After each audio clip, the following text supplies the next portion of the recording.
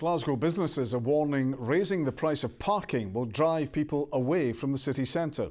The council backed an increase in parking costs on Thursday in a bid to plug a huge financial hole in their budget.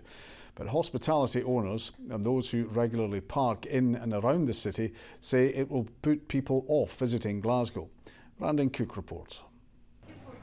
Lunchtime at this cafe in Glasgow, and the place is filling up with visitors from across the city.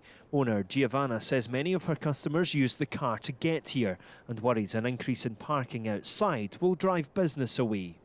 If they made parking free in the city centre, they would drive people to the city centre. They would invite and entice new business to come into our city and ultimately grow the economy of our city. So this is going to be a no-win for anybody at the end of the day. Across the road at this church, Shona volunteers at a mother and toddlers group. She says the majority of mums rely on the car. One of the things a lot of our families have said is that one thing that puts them off coming is the price of parking is just far too expensive to come every week. And you're paying currently nearly £12 for 3 hours. It's just so expensive.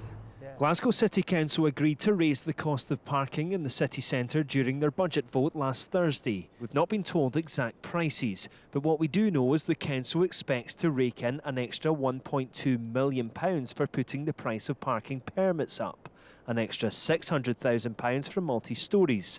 Free city centre on-street parking is moving to 10 p.m. They're also looking at increasing the price of parking fines. The minimum payment was £30 if paid within 2 weeks. That discount is moving to £50. This year's budget was always going to be a contentious one. The local authority hopes that over the next 3 years, increasing the cost of parking will raise nearly £8 million. That money, of course, could be crucial in helping to plug a near £107 million gap in their budget.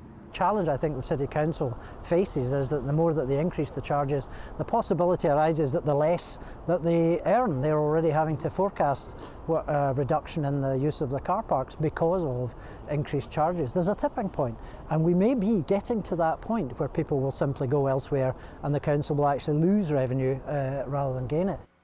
Despite concerns, the majority of changes are set to come into force this April. Brandon Cook, STV News.